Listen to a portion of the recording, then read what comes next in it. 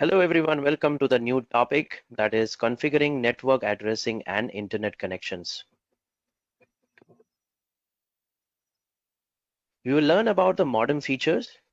So a modem feature is a modem, short for modular demonstrator, is a hardware device that converts digital data from a computer or network into an analog signal for transmission over communication lines such as telephone or cable lines. Cellular radio internet connections, 3G, 4G, and 5G. So let's learn about 3G first. 3G is a third generation mobile network offering faster data speed for calls, text, and internet. It is also a global system for mobile communication, that is the GSM providers. Subscriber identity module SIM card is used in GSM in 3G connections. 3G also supports code division multiple access, that is CDMA providers. 4G. It is fourth generation network with high-speed internet for streaming and browsing. Long-term evolution, that is LTE. So LTE is a fast 4G standard using SIM card for seamless connectivity. 5G. 5G is the next an ultra-fast wireless with low lag using many antennas like massive MIMO, roaming and fixed access. Using other networks when traveling, roaming or stable connections like home broadband, which is fixed broadband connections. So you will find that using this 5G network while traveling or roaming, the connection will be very stable, like you are having the broadband connection in your home. Now let's understand about what is router. A router is a device that connects multiple devices to the internet and directs data traffic between them. It acts like a post office for your home or office network, sending data to the right devices like phones, laptops, etc. so they can go online smoothly. So routers also provide Wi-Fi for wireless connections. First, logical network addressing and forwarding in the internet work. A logical network addressing and forwarding is assigning IP addresses to devices and routing data between network efficiently. LAN router. It connects devices with a local network like your home or office and manages internet traffic. WAN router. It connects different LANs over long distance, often through the internet or leased lines.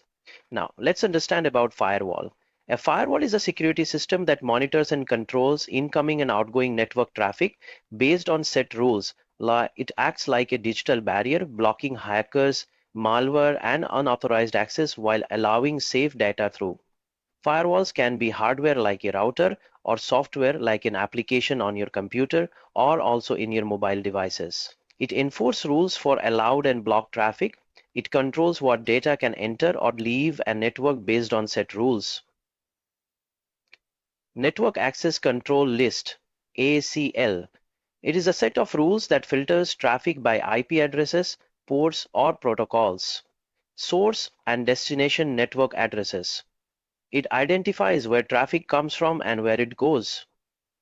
Protocol types and ports. It defines the type of data, for example, HTTP or FTP, and virtual doors as it uses.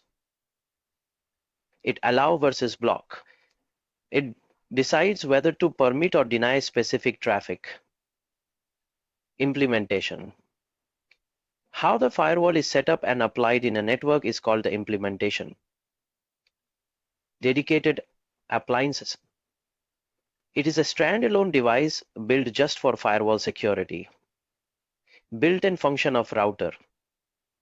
A firewall feature included within a router is called built-in function of a router. Network firewalls versus personal host or firewall. Network firewall protects entire network while personal firewall secure individual devices. Now, let's look at this diagram.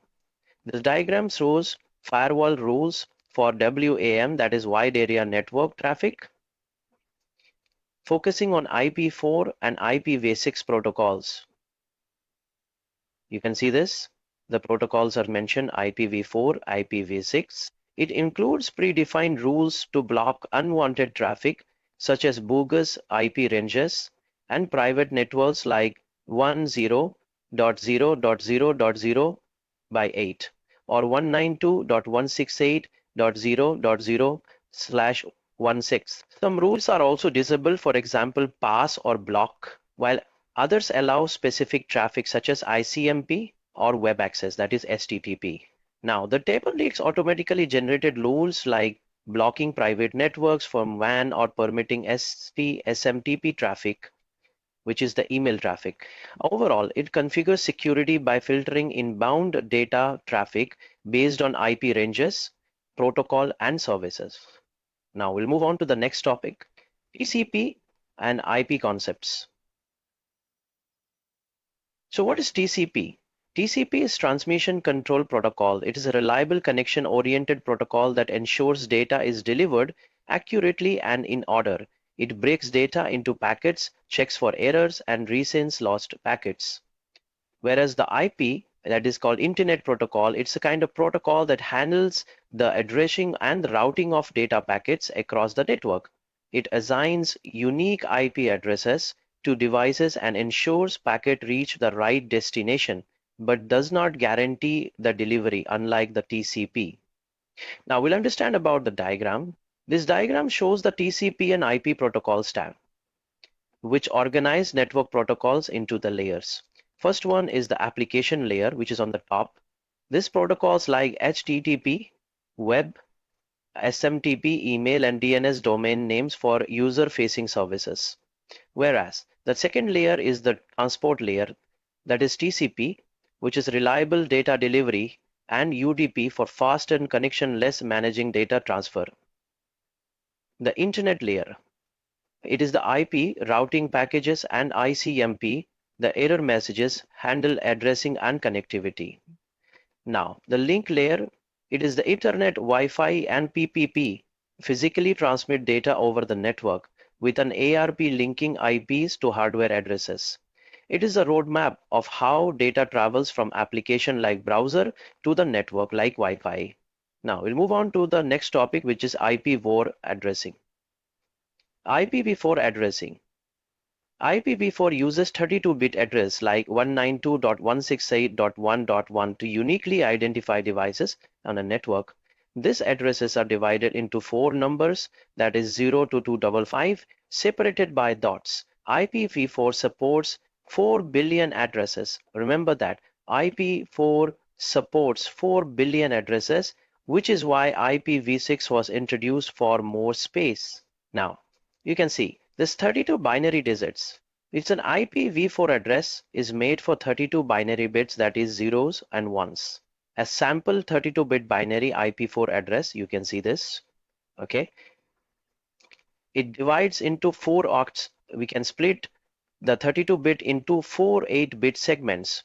For an example, 11000010101000 and 0000000 and 000001. Now, express each octet as decimal, that is dotted decimal. Convert each 8-bit segment to a decimal, for example, 192.168.0.1.